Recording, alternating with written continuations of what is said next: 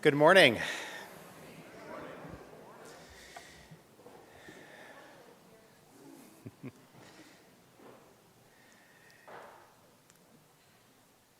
Could I ask someone to head around and close those back doors for us once we're getting started?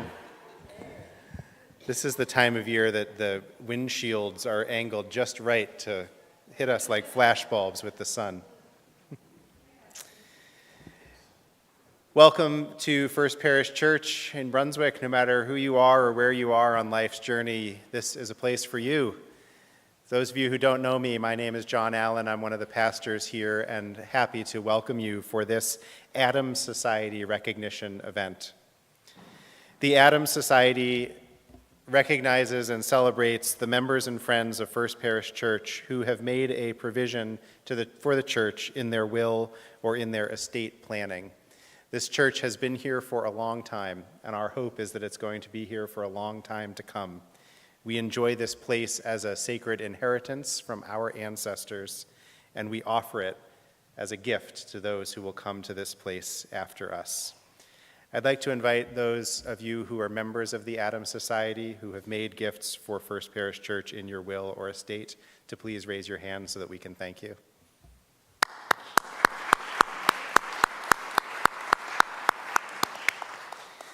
I also want to offer my encouragement for others of you to consider including First Parish Church in your estate plans.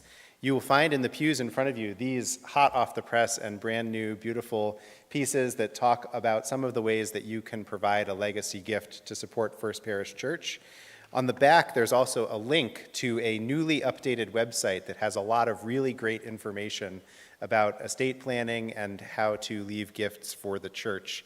I want to thank the Planned Giving Committee for excellent work putting those resources together. That's a great gift to our community. I also want to thank the Hospitality Committee for their work on putting together that lovely reception that we just enjoyed. And now I'll turn to welcome our speaker, Bill Green. Bill is an award-winning broadcaster, a chronicler of Maine history, cultures, and idiosyncrasies.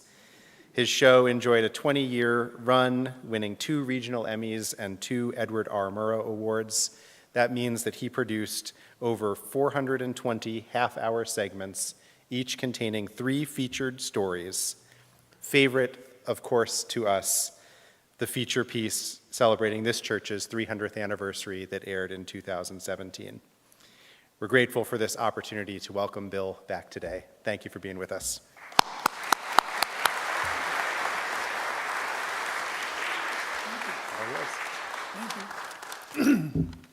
Well, I'm honored to be here. I can't tell you really what an honor it is. I'm a Maine kid from Bangor, and to think that I would be in this spectacular church where I've been a few times, but never to worship, is really quite a thrill.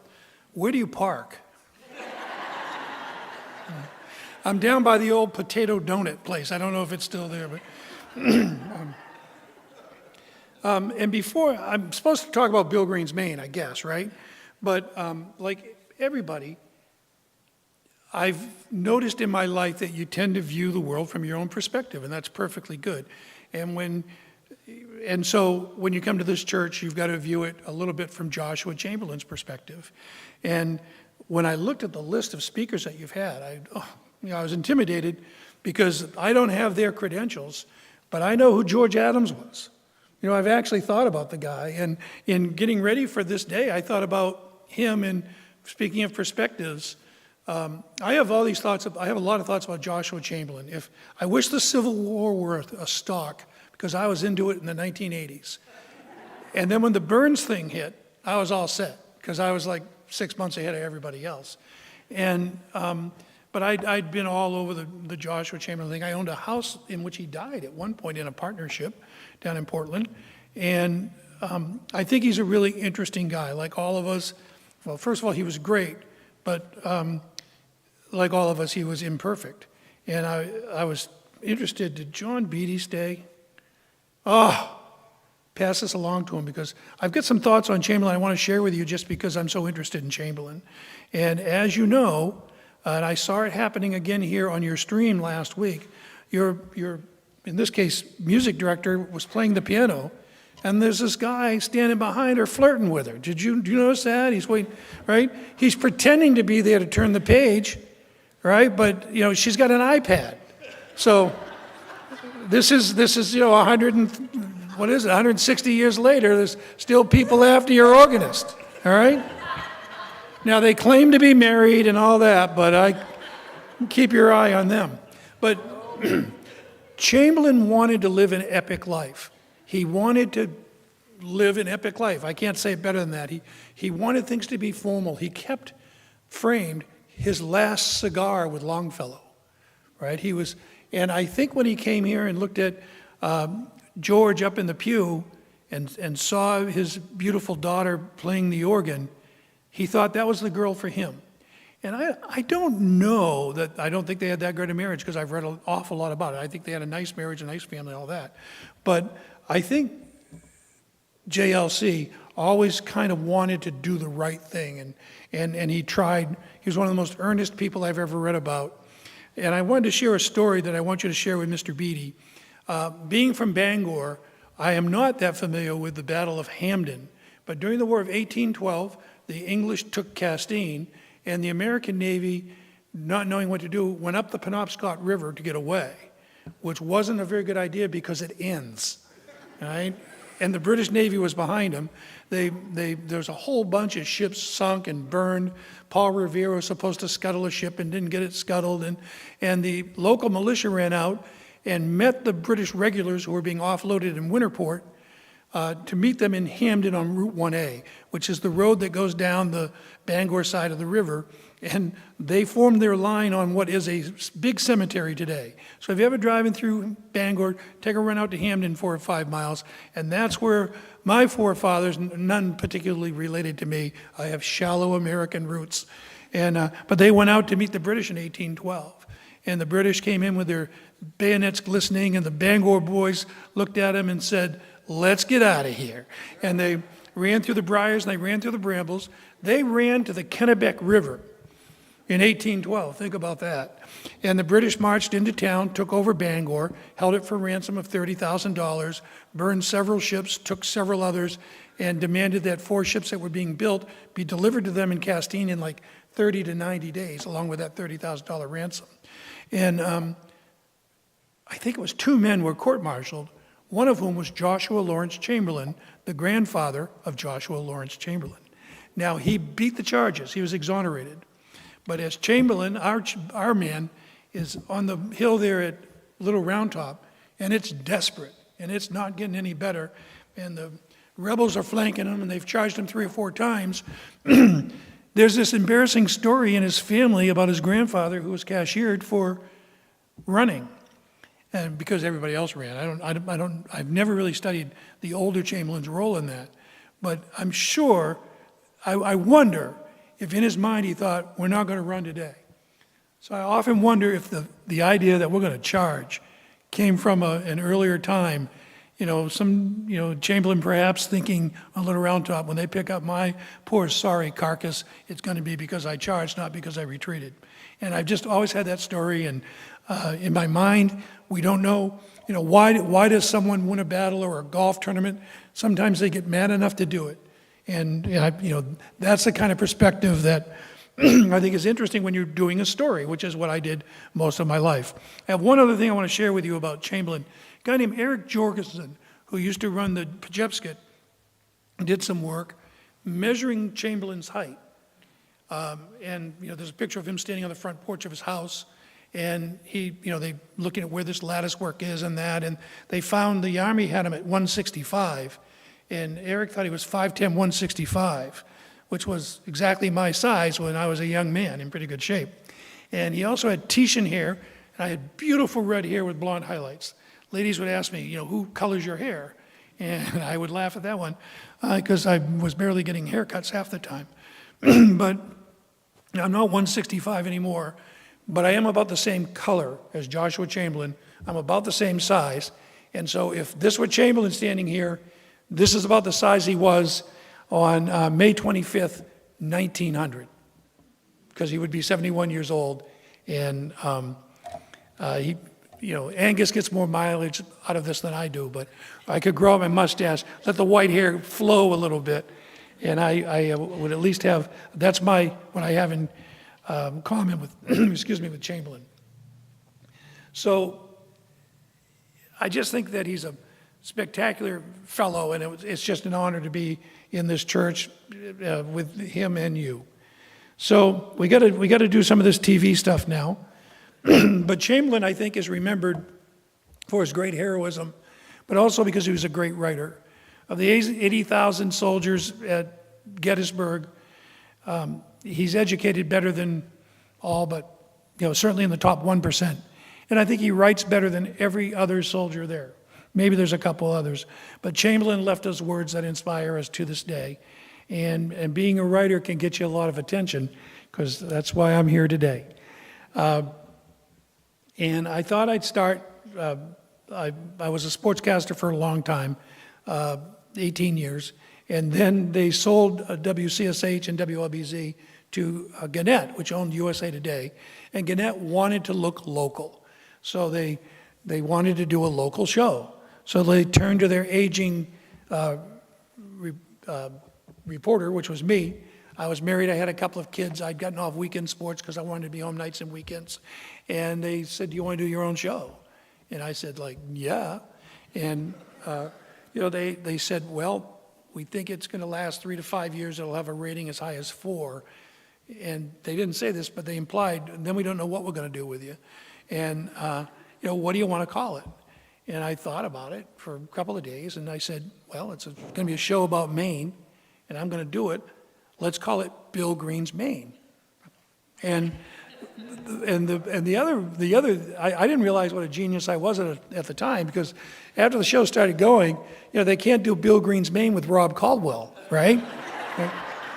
As long as I could keep this going, they can't replace me with somebody who's truly talented. So I had a little thing going. So Jared, by the way, I'm Jared at Trinity Episcopal Church in Portland. That's what I do on Sunday. Except I love your system. Would you roll piece number 1, which is First Light of Day, I believe. Welcome again to Bill Green's Maine. If you're one of those people who think that some spot in the Aleutian Islands is the first place in America to greet the rising sun, you're watching the wrong TV show. This is Bill Green's Maine, coming to you tonight from the Fryeburg Fair. And here we know that Maine is the first spot to greet the rising sun. But where? We've heard a lot of theories down through the years, but we don't always trust theories. So we sent out 4 good men, one to Mars Hill, one to Katahdin, one to Cadillac, while I drove leisurely down to West Quoddy Head. We got up early and recorded when we first saw the rising sun. Here's that story. Sunrises are extra special in Maine. This is where America's day begins. The question of exactly where has been debated for centuries. So I headed for our most eastern point, West Quoddy Head. Earl Brecklin, editor of the Mount Desert Islander newspaper, went to the top of Cadillac. Ranger Rich Elliott climbed Katahdin, and Steve Hitchcock, president of the Mars Hill Rotary, went up by the windmills. We then waited for the sun to rise. Deb Bridges, who runs the Visitors Center at West Quoddy Head, was hopeful that we were at the spot. Being the easternmost point in the USA, it certainly should be. However, I'm a little worried about the elevation at Katahdin, so we'll see. Now what if Cadillac gets it? They've got everything. They do, don't they? Yeah. We should have this. Our other observers felt the same way. It was a spectacular morning. Rich was the key to the adventure, because with camping not allowed on Katahdin, we needed someone to climb to Maine's highest point in the dark. The hike up was beautiful, it really was. Very clear skies and beautiful stars.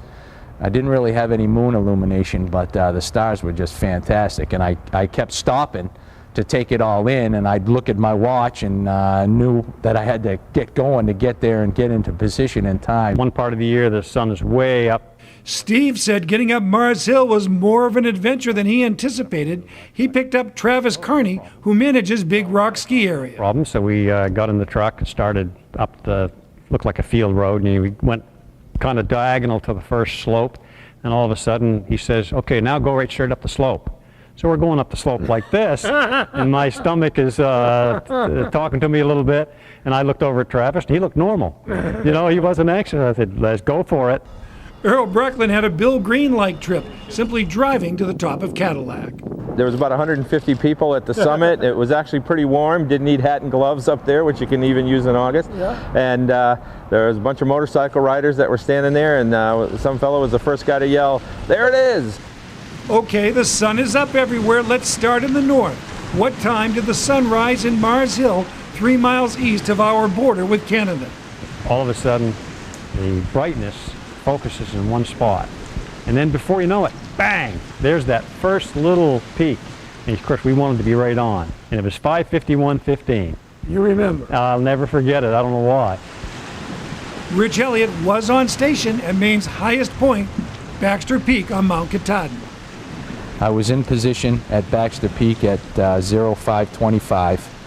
And I set all my measuring devices up. I had a southwest wind about 8 to 12 miles per hour. It was 42 degrees Fahrenheit. And according to my GPS, I saw the sun at 05:50 and 17 seconds. Rich is our leader. The sun rose on Katahdin 58 seconds before Mars Hill. Now, West Quaddy's sunrise was a sensationally beautiful moment that I will always remember. The diffused light of daybreak slowly focused on a single spot. We had park manager John Smith on the lighthouse as our spotter. As closely as we watched, the sun seemed to sneak over the horizon. There it is. Our time was 5:49:20, and we're ahead. We're 57 seconds ahead of Katahdin. So neatness doesn't count at this point. Earl was printing his Islander newspaper by the time we met up with him.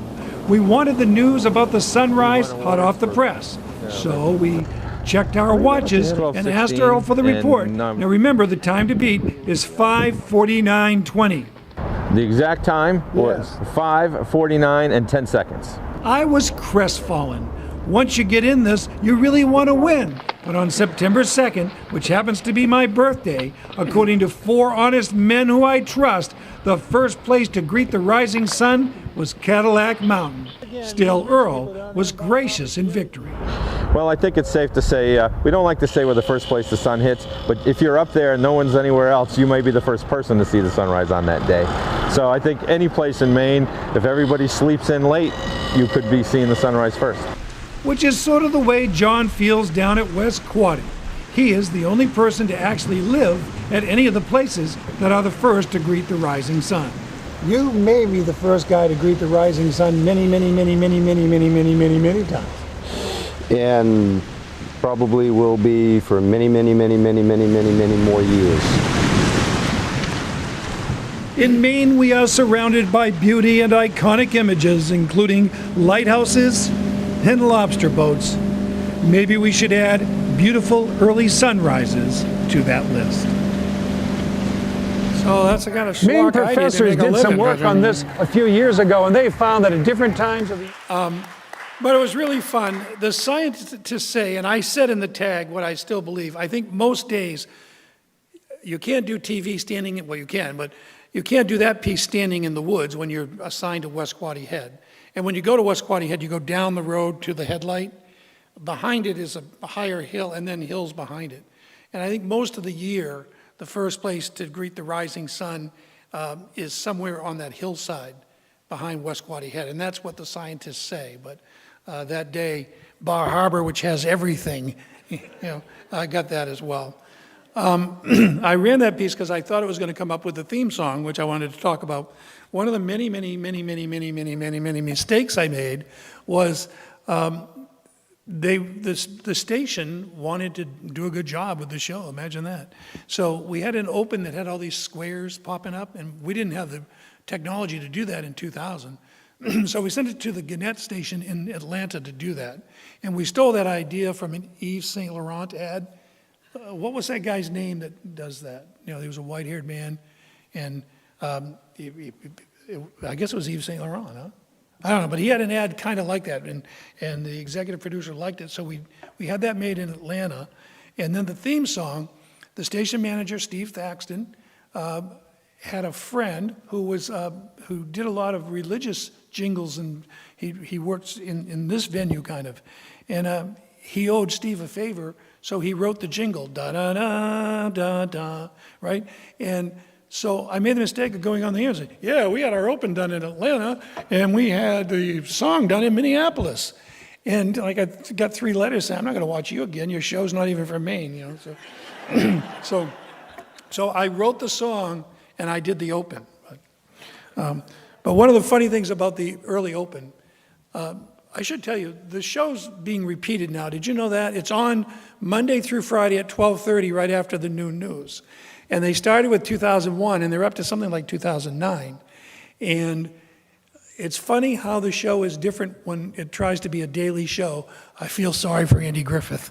But because you do it for a Saturday night thing, and when it's on every day and you're watching the first segment every day, it doesn't seem to work as well there, but I think the show does hold up pretty well, and it's a lot of fun to watch. So it's on 12:30 every day, Monday through Friday. The outline of the show, Steve Thaxton came up with it, the station manager, and he said, you don't have to stick with it, but it's good to have an outline in case you have to. And I think we used it in all but about 2 shows. And the first segment is action, adventure, get outside and get going. You know, so it's sailing, you know, recreation and outdoor sports, sailing, hiking, camping, running, jumping, whatever, jumping out of planes, whatever we can think to do. And then the second segment, excuse me, is an interview with an interesting Mainer. And the third segment is out of the archives. It was something we'd already done.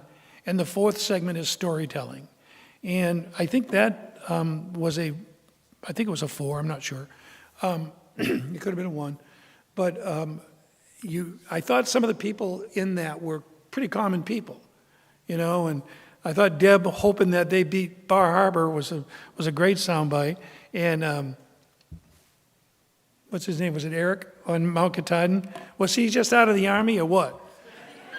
I was on my duty station at 0450, and the wind was out of the southwest at 20. See, because that affects the time of sunrise. You know, the wind, you get a lot of wind, it can move it back. Well, so, but you know, but that's the best part of the job. I love every one of those people. I love every single one of them. And it's just fun to go out and meet them. And when I started on TV, I thought everybody had to be well-educated with a bit of an English accent.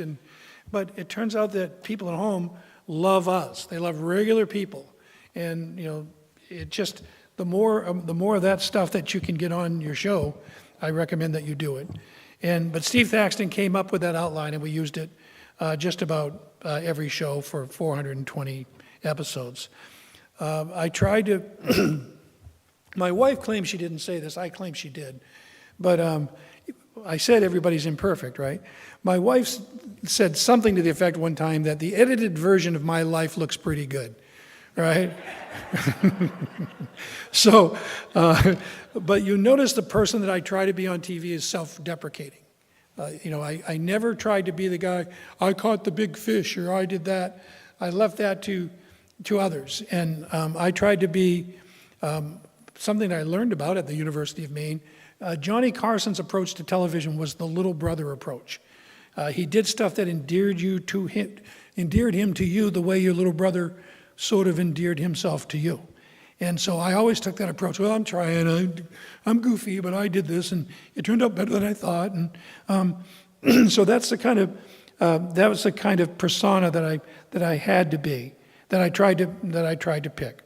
So, and one of my first things I discovered was, I'm doing too much talking and not enough showing, but I was 22 or 3. I was on the air, and I'm thinking, what makes a news story?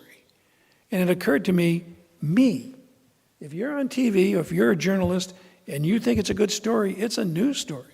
Now, you might, you know, just go downhill, lose all the ratings, and be fired eventually. But, you know, you've got to have the confidence in your thought process to think that what you're doing is interesting, and interesting enough for other people to watch. And, you know, that came out to be true. Like that story right there. I mean, you know, you could take the scientific printout and it would come out saying just about what that said, but that was fun. And I thought it was interesting to go and do it. And I even had to learn things. The sunniest month is August by 1% over September. So I went to Joe Cupo, or, Todd or Keith or somebody, it was Joe at the time, I think, and said, what's the sunniest month? Because I needed it to be sunny everywhere. And apparently we have a lot of high pressure systems in September. We did that on my birthday, which is September 2nd.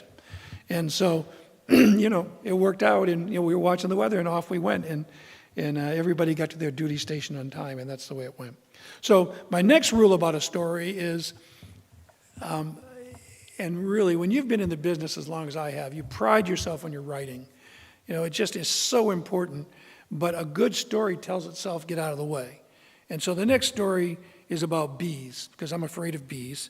And Jared, if you'd run the second story, bees, this is because I got an interview subject here who's just terrific. Here's the theme. We did it back. It's my fault. Written by a guy in Minneapolis. And I'm out doing the Super Bowl when the Patriots got beat by the Eagles. And we had some good stories. We did a story with Tom Brady's cousin where he went to a farm every summer and stuff. But the guy that wrote this lived in Minneapolis. And I didn't think to go do an interview with him and ask him about it. I don't know if he knows his song's pretty well known. He pounded it out. It goes 37 seconds and then it ends. Good evening, everyone. Welcome again to Bill Green's I think Maine. I still have that sweater. Signs of spring are all around us. And that's One of my them yard. is honeybees. When it's about 50 degrees, they take flight and begin performing important functions for us all. And they're as interesting as all get out. For example, if you've got a honeybee buzzing around your head, it's probably not trying to sting you. It's probably just trying to scare you away.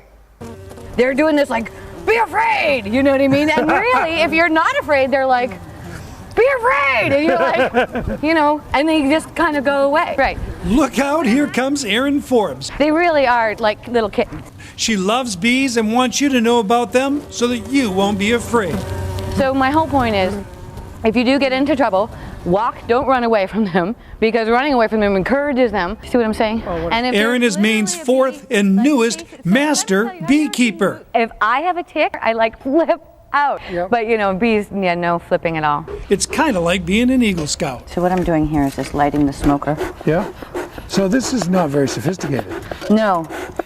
Beekeeping is not a lot of fancy big city high-tech equipment. So smoke masks their ability to communicate the idea of panic, because they communicate that idea through a smell. That's how they raise the alarm within the colony.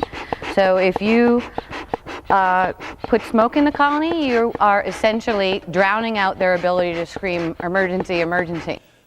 A hive costs about $400. Erin says they provide a $7,000 service by pollinating flowers of commercial crops, including blueberries and potatoes.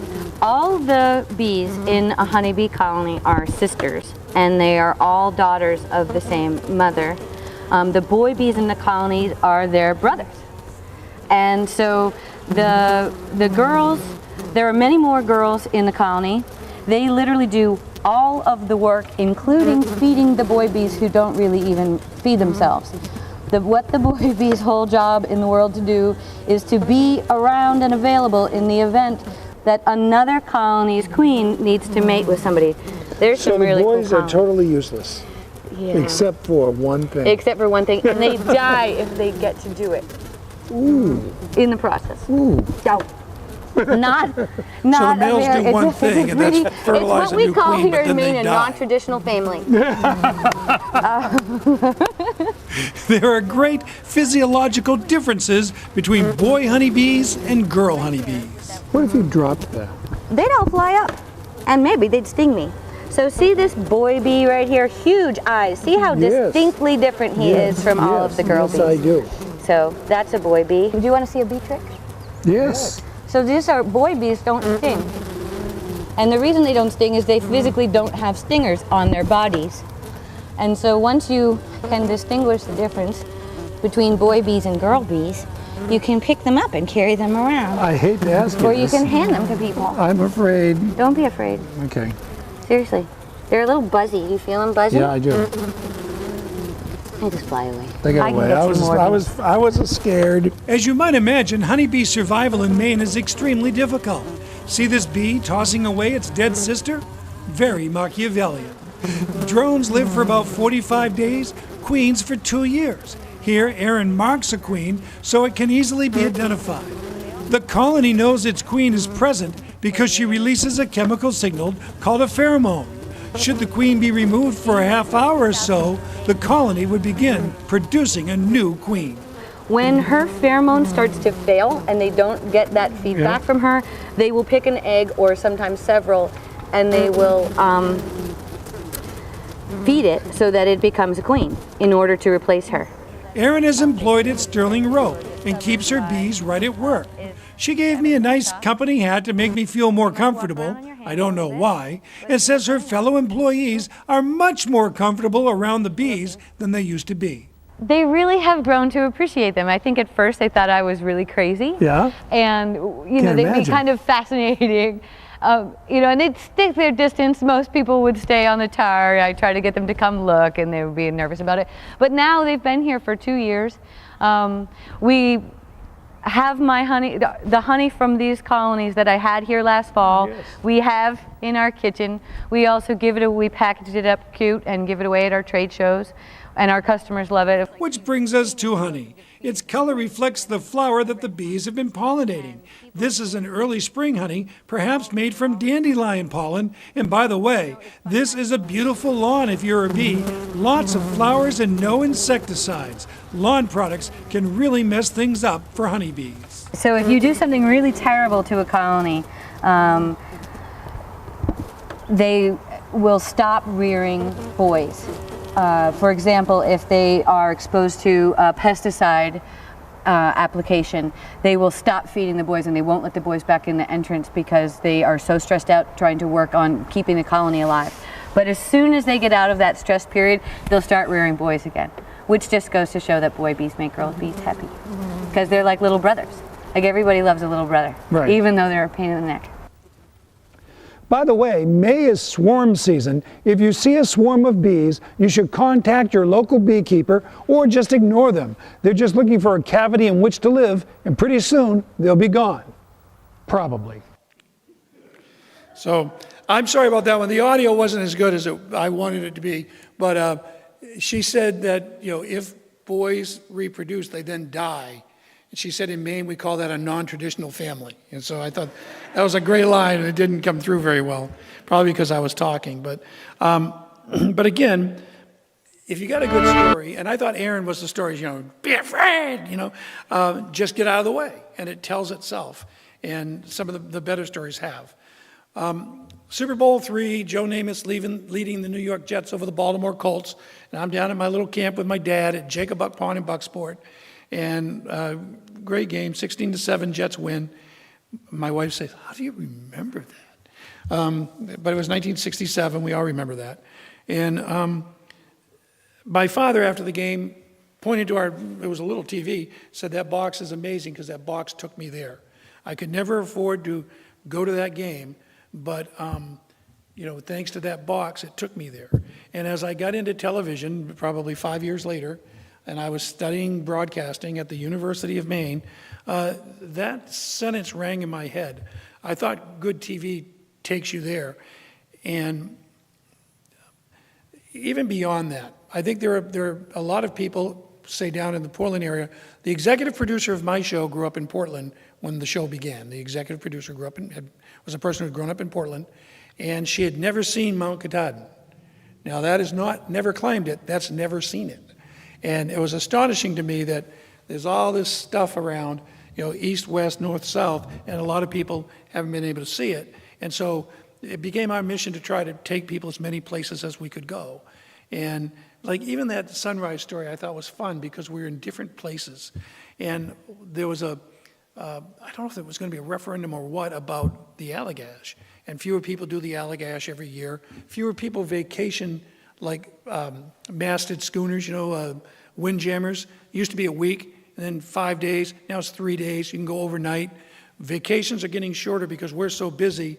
We want to get there, do that, and get the T-shirt and get out of there. And so all vacations, which once were longer, are now shorter. Weeks, you know, time at sporting camps, stuff like that. It's contracted to where you don't do a day. You might do a week. You might do 3 days. So. I don't know why I even told you that, but, but people want to do things quickly, and our TV camera taking you there kind of gives you the experience without even having gone at all. And I also think I've noticed that people are very passionate about some of these places. Like, I don't know if I'll ever climb Katahdin again. I might try it this summer. I got a nephew who's crazy, and he's doing all the 4,000 footers in New England. I'd like to go one more time if he promises to carry everything. But people are passionate about Baxter State Park and Mount Katahdin. People are passionate about the Allagash. They're passionate about the Bold Coast. They're passionate about our rivers and lakes and streams. And sometimes, without even going there, I think it's become part of our souls and hearts and minds. We're Mainers, and I think to Mainers, Katahdin is probably more of an icon than a lighthouse. And I think of something Angus said one time. It was about gambling, and he was against gambling, and he said they wanted to build a casino in Sanford. He said, "Welcome to Maine, suckers turn left." And he got a lot of negativity from people working inland in the tourism industry, because he was implying to just go to, they said he was implying to just go to lighthouses, which wasn't true. But, and Tim Sample had a pretty good line too. He wanted to build lighthouses up around Farmington and stuff to get more tourists to go there. I thought, that's not a bad idea, because, just seeing how pretty West Quoddy Head is, if you put that in Wilton, I think you've got something. But anyway, so, if you want to do a good story, do it on a good subject. I used to say, if you want to do a good story, do it on something good. Find a story that's so good, you can just get out of the way and let it tell itself. And I think, those things combined. Let's talk about the next story. The other thing I want to tell you is I've had 5 Mohs surgeries in the last year. All right, cutting stuff off my face. I look like a hockey goalie. All right, Mohs surgery, people, raise your hands. Does that really help, or is that just a money-making scheme? What do you think? Is there a doctor in the house? But and this next piece, I think, is going to show us why. If you'd run Chris Cassidy, Jared, I'd appreciate it.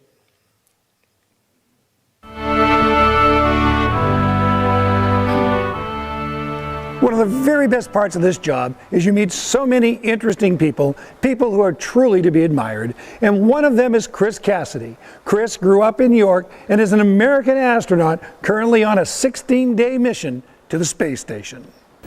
Endeavour ISS, this is WCSH TV. How do you hear me? WCSH. Hello, loud and clear. We have a most remarkable interview awaiting us right now. 4 members of the crew of STS-127, the Space Shuttle Endeavour, standing by at the International Space Station. Joining us are 4 mission specialists, one we know very well, Chris Cassidy of York, and 3 other specialists, David Wolf, Thomas Marshburn, and Julie Payette. We really appreciate your taking the time to be with us. And Chris, we're of course going to start with you. Take us to the launch and getting into space. Has it been at all like you expected it would be? Outstanding. Great to hear your voice and all the friendly folks back in Maine. I'm so happy to be here and say hi to you. Back to your question, the launch was unbelievable, and the weeks leading up to it were even more eventful. We had a series of weather setbacks and a technical setback. And the day we actually walked to the pad, all of us were kind of walking there thinking, oh, here we go again, another rainy day, and we'll be pulled out of the spaceship here in a couple hours. It ended up being at the 9-minute hold when they go around the room to pull the flight controllers. If they're go for launch, we got a clean board, go for launch all the way across, and off we went. And I'll tell you what, it was just a simply amazing experience to blast off. And 8 minutes later, Dave and I were unstrapping out of our seats and in the overhead window taking pictures of the external fuel tank, and it was right to work. And it's been nonstop since we arrived in space. However many days ago, it's been 7 or so. 13 people together in space is a record by 3.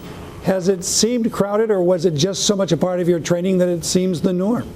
It really doesn't seem crowded. We can stop this one, Jared, because it's a conversation. The next question is with the They're not woman astronaut. She's a Canadian, unbelievable credentials. She's, PhD this, a PhD that. And me, one of the problems I have, I'm very conversational in interviews. I get people to say things pretty easily. My problem is I'm too sarcastic in a formal interview. Good evening, everyone. And so I said to her, hey, in NASA, you get a 5-minute window. And some of it, you've got to literally do this is WCSH Portland, you know, I mean, what do they think it is? The other interesting thing about this is they use a satellite called, I think, West Star 5. It's over the Pacific. We can't see it from Maine, so we had to go through our sister station in Rochester because they can just barely see it. So that, you know, this logistically was a pretty cool thing to do. And then so I'm very excited. No matter what Chris says, it's going to be a winner because who gets to interview people in space, right? We hadn't seen that. And that was the first time he went to space. And so my third question, I asked the astronaut from Canada, hey, how's our main guy doing? Is he doing okay up there? He's not embarrassing us, is he? And she went like a minute and a half, you know, saying how great Chris Cassidy is. And I want to say, hey, lady, ixnay on that. You know, I got to get back to Chris. But it's kind of funny to watch the astronauts, that one guy spinning a book. You know, I mean, you know, he's like got out of U.S. Naval Academy with a, you know, summa cum laude, and now I'm killing time here for some main TV station. Watch me spin my book. But, you know, but Chris Cassidy is a hero of mine. We've stayed in touch. He's retired after 3 missions in space. He has more time in space other than 9 other people. And on spacewalks, he's also in the top 10. And I said, you know, Chris, you know, you almost have more time on spacewalks than any other person. And he said, well, if you know what you're doing out there, you get back in time that you don't set records. So a good point. You get your job done, you go home. And so he's 8th or 9th in time, you know, EVA, whatever that's called, extravehicular activities. So, and he's now the executive director of the National Medal of Honor Museum in Dallas. And I was watching a Cowboys game last year or so, and who owns the Cowboys? Jerry Jones? Jerry Jones is on his board, and he had his board out on the field. Jerry Jones was chairing the board at that time, and Chris was out on the field of a Cowboys game, you know, with all these, you know, people dressed like they're from Dallas. You know, they looked rich to me. So he's doing quite well, and just a spectacular human being. He was a Navy SEAL, and our SEAL teams rotate. Some of them are trained up. We have SEAL teams that are trained up all the time. And when 9/11 happened, he was on SEAL Team 3, and they were trained up.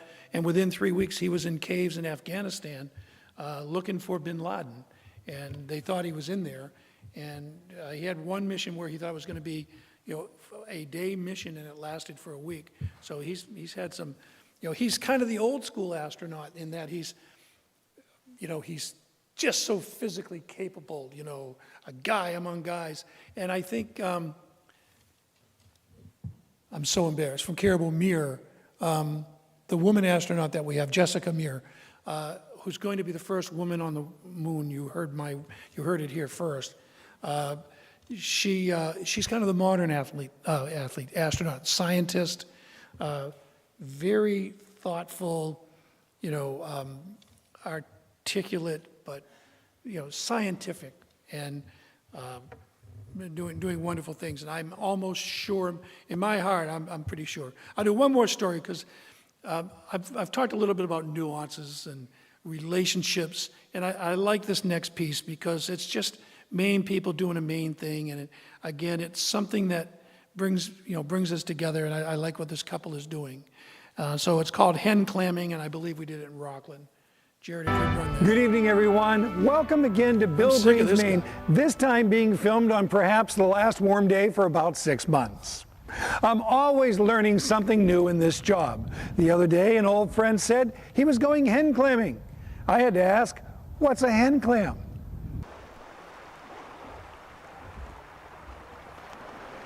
On the shores of Penobscot Bay, the tide is going out as the sun is setting. David Ames is about to do something his family's been doing here since 1830, going after hen clams. I've been down here when the tide's 70 feet below the Goose Rock. David has brought along clam rakes, a basket attached to a buoy, and a hod for collecting the clams, which are sometimes called surf clams, bar clams, or sea clams. Drag it parallel lines to the sand. Our farming implement can be described as a long-handled clam rake. On the opposite side of the rake, a knife has been improvised. You drag the knife through the sand, and when the knife hits a bump, that's probably a hen clam. However, I'm so numb, I can't figure out how to get them out of the water without bending over and picking them up. Water's pretty deep right now, so this short handle. You're gonna end up getting wet.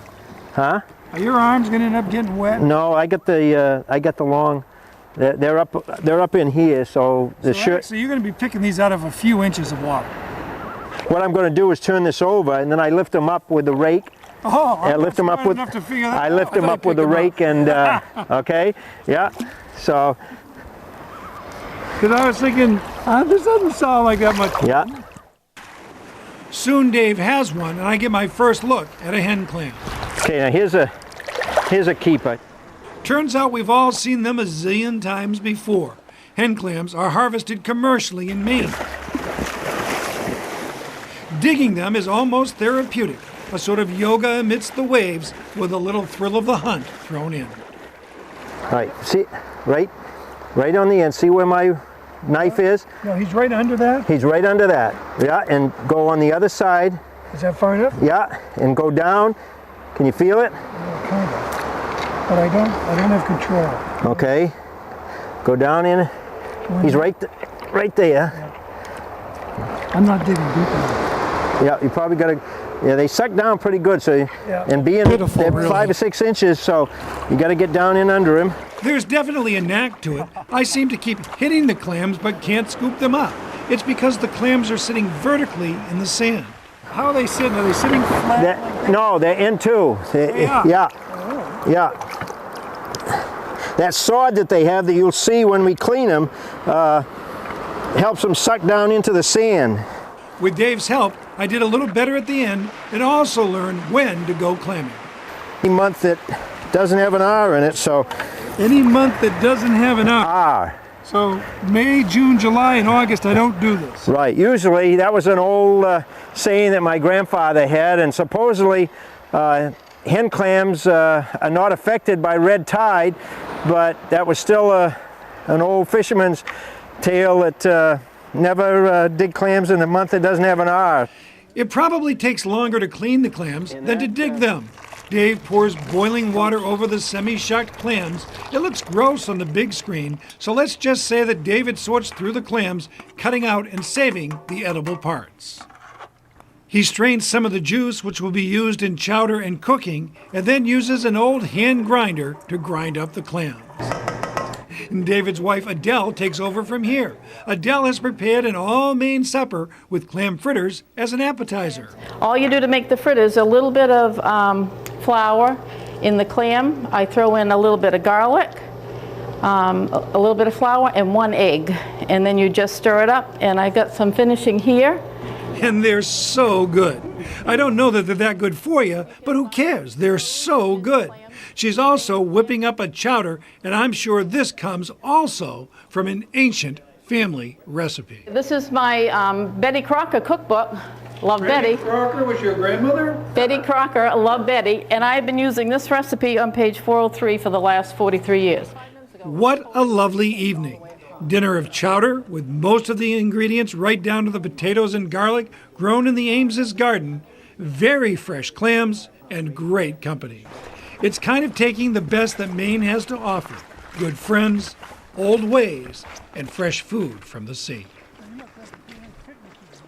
David and Adele, thank you for that wonderful all-Maine supper. It's something that I will always. Is a place that we all kind of want to be. So I like that story. And as a young kid growing up, I had an inferiority complex about Maine. It starts with JFK's inauguration. Florida had this float with beautiful women in long white gloves waving, and Maine had a dog sled. And I was 6, and I thought, Florida's got us whooped, I think, and then the PT of 109 came down, but I did. And then one time I was at a convention with my wife, I was the spouse, and we were sitting with people from Chicago and Miami and Washington, D.C., and we got talking about murder rates, and they were in the 300s. And I realized Maine is not a city like those places are. But Maine had had 18 murders, and they'd had 360, and D.C. had passed Chicago as the murder capital of the world. And back then, our test scores, we were 1 in English, I think, and 4 in math or something like that. And all of their schools were struggling. And by the end of the dinner, I was lying because I was afraid they'd move to Maine. And I came back and decided, I should be bragging about Maine. And that's kind of where Bill Green's Maine was born. It was kind of an epiphany that I had when I was about 30 years old, that I'd grown up in a really great place and got to live and work in one. And then when I got the chance, we took the show. They said it would have a rating of 4 in the last 3 to 5 years. We never had a rating of lower than 4. So we really fooled them. It went 20 years. It was a great pleasure. And I love bragging about Maine. I love being here. And I'm sorry I couldn't bring the story about the church. It's not available yet because we did it in 2017. And they're only up to 2009. I'll send word up and we'll get it to you for one of your coffee hours. Thank you for inviting me. If you have any questions about anything, I'd be glad to sling it for you. Thank you.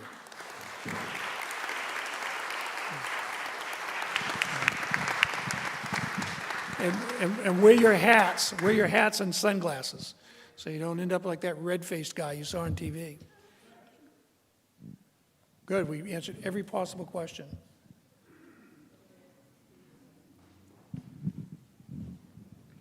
Hi, Bill. This is just a couple of observations. One, you did a story on a neighbor of ours, Caden Shea, who was a backyard snowmaker here in Freeport. Oh, really? Yeah. Quite remember that story, but my son was in that. Oh, no kidding. Yeah, in that story, and we all got a big thrill when that was on TV. And I just wanted to commend you on your work with Friends of Baxter State Park and the podcast. That's something that I've thoroughly enjoyed listening to, all the historical figures that you've I do the most boring podcast in the world. I do 5 things now. I'm executive director of the Maine Sports Hall of Fame. I'm on the board of Friends of Baxter State Park. I'm on the board of a preschool. I do the streaming at my church. Oh, and I'm an ambassador for Freedom Boat Club. And Jensen Bissell, who used to be the park director at Baxter State Park, and I do a podcast. And if you're interested in the park and you're interested in the history of the park, it's good stuff. It really is. But if you just tune in that podcast, you actually put it by your bed tonight and turn it on. You'll be asleep in 5 to 7 minutes. But it's basically you talking with somebody and Jensen talking with somebody very interesting for an hour, which is really great. We're going to interview Rupert White here, I think in another week or so. He's a Brunswick guy, a Harpswell kind of guy, and when they did the first around the world trip. But I mean, it's fun. Really it's fun to do. Yeah, it's really good. Well, thanks for your work for the park. It's really special for me. It's fun. Thank you. My pleasure. Anybody? Yes. You got a great church here, by the way. I record your show. I have my DVR records every one you make, and I let them pile up because I don't always get a chance to watch them. But I was watching last night, and one that really amazed me was when your son did the skydiving. I should have brought that one. It just ran, Fantastic. All right, so we got this guy, Kirk Craddy, who lives in Bath, did the show the last 7 years, and Kirk's still on and very active. But we thought at Channel 6, there was a station in Seattle called King, and they were noted for their photography. We thought for a middle market TV station, we had the best photographers in the country. We really did. And, Gary Sturdivant is this kind of, they're all different, they're different. And Gary's a strong guy, and I was talking to somebody one time, and the guy, just to be nice, turned to Gary and said, "What do you do, Gary?" And Gary said, "I do everything this guy does backwards with a Molson in my left hand." Yeah. But it's kind of true. And in the open, if you ever notice, I'm on an ATV and I kind of turn my head like this. In the old shows, it's because Gary is riding backwards on the front of the thing, and I couldn't see the trail. So I'm being serious, but I wanted to make sure I didn't hit a rock or something. And then in the new open, we did another, there's an ATV shot in the new open, and which is high definition. And I do the same move, although there's nobody riding backwards. By then, we have a GoPro mounted on the front. And we had so many changes, GoPros, and I did lose a GoPro. I'm trying to think of stuff. Even that hen clamming story, We lost a camera in the water. We sunk a camera one time. That wasn't good. You know, we broke some stuff here and there, but in general, we were pretty careful. And by the way, we went to high definition, I don't know, 2007 or 8, and the stations, the shows that have the black on the side are in standard definition, which is 3:4. And modern TV, digital is 9:16. And the reason a lot of families sold was to make that transition, you had to change every piece of equipment in the building. And a lot of family TV stations couldn't afford that. And so that was the time when TV stations went corporate. You know, Gannett and Hearst and all the people that own TV stations now, around, you know, certainly by the end of the first decade of the 21st century. Thank you. Comment, well, oh. One of the things that's been interesting to me is listening to the stories about the Native American tribes that are here at Maine. And I wondered if you had an experience or somebody you met along the way that you might share with us. Well, I grew up with Barry Dana. Well, Barry was younger than me, but I've known Barry Dana since the 70s. He was a former Penobscot chief, and he was an all-state football player. And he I don't know the level of paddling, but I think he's a national champion paddler. Several of them have been. Butchie Phillips was, and I don't want to drop the wrong names. But Barry also got into ski juring, where he skied behind sled dogs. And he did the Can-Am 250. And when you do that, I don't know what you go 83 miles the first day, and then 83 miles the second day, and 83 miles the third day. And if you're not at the checkpoint by a certain time, you can't go on. They have to close the course. And the first day, he said, I just barely made it. I don't know what it was, 10 or 15 minutes ahead. So he said, I'll go out the second day and see what I can do. He made up time, and then he finished it. And he's the only guy to ski short of the 250. I mean, that's maybe the greatest athletic accomplishment in the history of Maine. I'm trying to get him in the Maine Sports Hall of Fame for that, because I think, one of the great athletes of all time. So talking about, native culture but it's very apparent in Baxter. Friends Group is doing some stuff there, and many, I've done a lot with Penobscot paddlers, and at one time, they were doing some things in their schools where they were changing their physical education curriculum to more, what I'll call indigenous sports, such as paddling and, orienteering and things, archery. Thank you, Bill. Because, they felt it was appropriate, and I do too, I guess. But yeah, a lot of stories around, and it's good stuff, because I think a lot of people care greatly, and it adds to the story because your audience cares before you start. So remember, get something good, right? Get out of the way and be proud that you're from Maine. Thanks.